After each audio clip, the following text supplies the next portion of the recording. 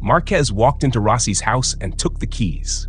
That's the headline, the subtext, the cold shower Misano never wanted. Saturday, the crowd cackled when Mark hit the gravel. Sunday, he came back and wrote his name over their chants, over the banners, over the VR46 halo.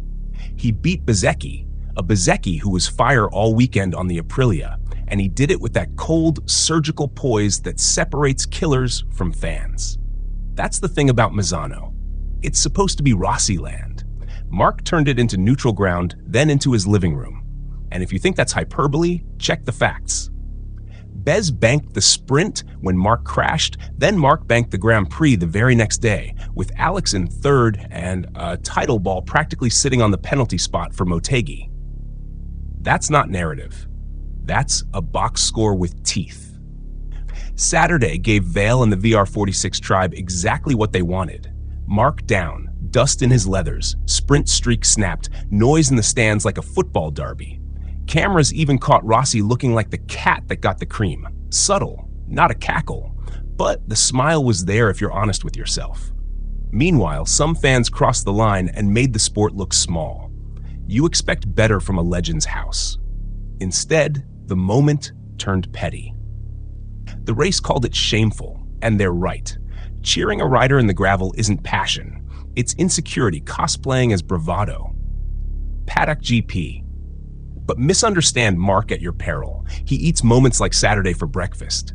He shrugged and said what grown champions say, humans make mistakes, then brought something meaner on Sunday. You could see it within 10 laps. He wasn't here to survive. He was here to break hearts. Lap 12, he pounced. After that, it was the oldest trick in the Assassin's Manual. Stretch the elastic, relax it, stretch it again. Bezzecchi answered like a savage. Yes, he kept the gap in that ugly 0.4 to 0.5 window where hope lives. But hope doesn't win you Misano when the man up front is Mark on a mission. The flag dropped with half a second in the book and a whole city eating silence. Reuters. Let's break it down without romance. Saturday's sprint, Bezzecchi from pole. Mark slices forward, grabs the lead, and then turn 15 bites. Front folds, streak dead. Bez seals it, Alex hustles it home second, VR46 fills the podium picture, and the Rossi camp finally exhales after a year of watching number 93 collect souls on Saturdays like stamps. All fact, not fan fiction. Reuters 24 hours later, same track, same stakes, different temperature.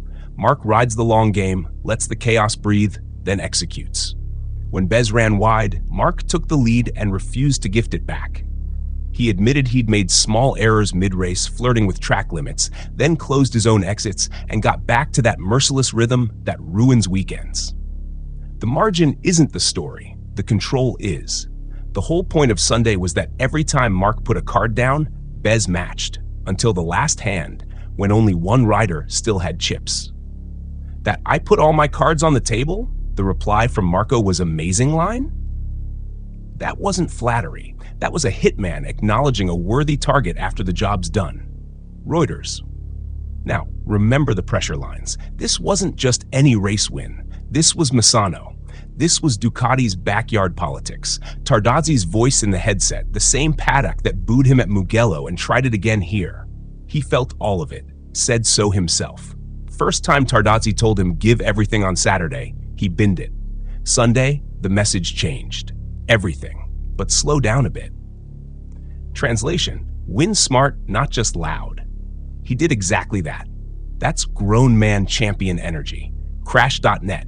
And because Mark is Mark, he went full Messi on the podium, held his leathers up to the grandstand, let the performance speak. He didn't spit words, he rolled out symbolism. If you missed the reference, you haven't been paying attention. He's been telling you all year, talk is cheap, pace is rent, titles are deeds. At Misano, he paid in full and tipped the waiter. France 24. What this really means is simple. Rossi's mythology took a dent in his own circus tent. You can argue whether the smile was malice or mischief. You can argue whether he ducked the cameras on Sunday or just got overshadowed by a title-defining win. Doesn't matter. In a weekend meant for yellow confetti, red inked the ledger. The apprentice factory of Tavulia saw its new captain, Bezzecchi, do almost everything right and still get edged by half a second. If you're Rossi, that's a bitter vitamin to swallow. Your guy was nearly perfect, your house was loud, your fans were rabid, and Mark still walked out with the trophy and your heir.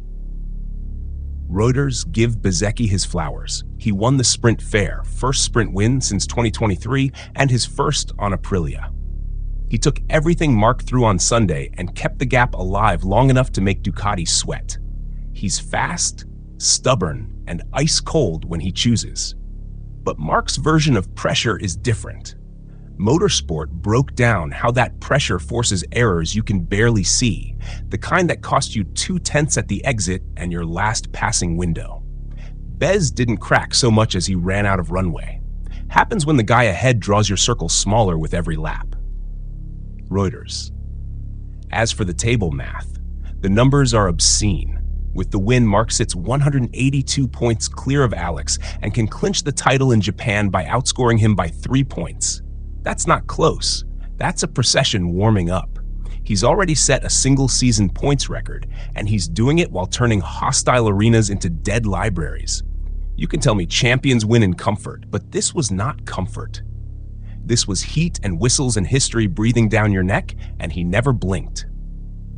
Reuters, people love to dress Misano in myth, Rossi's cathedral, Rossi's choir, Rossi's forgiveness. Sunday ripped the varnish. The sport is bigger than any patron saint. Legends don't get tenure, they get tested. And on a weekend when the yellow walls smirked at a rival's sprint crash, the rival answered the only way that matters: full race distance, head-to-head with your new ace, and he beat him, not by crushing him, by denying him. That hurts more. Dominations you can excuse, denials haunt you at night. The crowd, you saw it. Saturday, they roared for the fall. Sunday, they got a lesson in silence. If you're Rossi and you care about your legacy beyond merch and murals, you don't ride that energy, you tame it.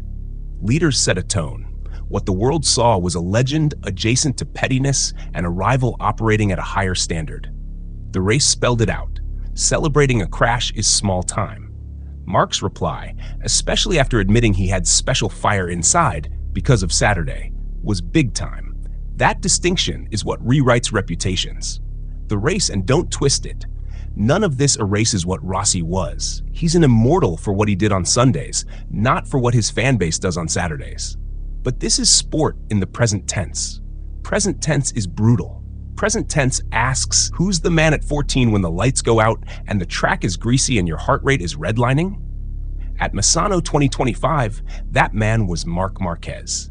He took a sprint bruise, absorbed the booze, clocked the local hero, managed the green paint razor at turn 11, listened to Tarzi's everything but slow down a bit, and closed the deal. Cards on the table. Bez replies. Mark calls and shows. Pot his. That's the weekend.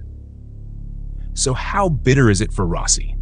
As bitter as watching your protege empty his lungs, chasing a guy you've spent a decade painting as the villain, and seeing the villain go stoic, go relentless, and go home with your crown.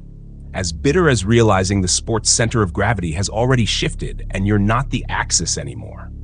As bitter as a Messi-style celebration in your stadium, because the rider you and your people booed chose the quiet, elegant flex over a scream.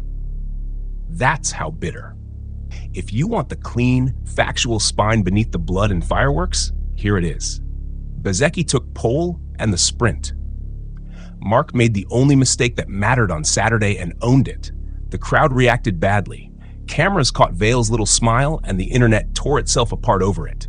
Sunday, Mark outdueled Bez by half a second.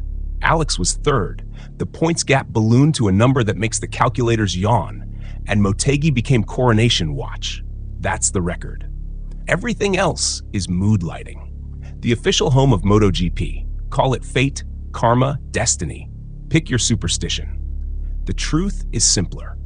Marquez is the most ruthless closer this sport has seen in a generation, and Misano is just another room in his house now. He threw down the gauntlet, admitted Bez's reply was amazing, then still left with the skull. If that's not gangster, nothing is. And if you're Rossi, you don't answer that with smiles at crashes or vanished post-race cameos.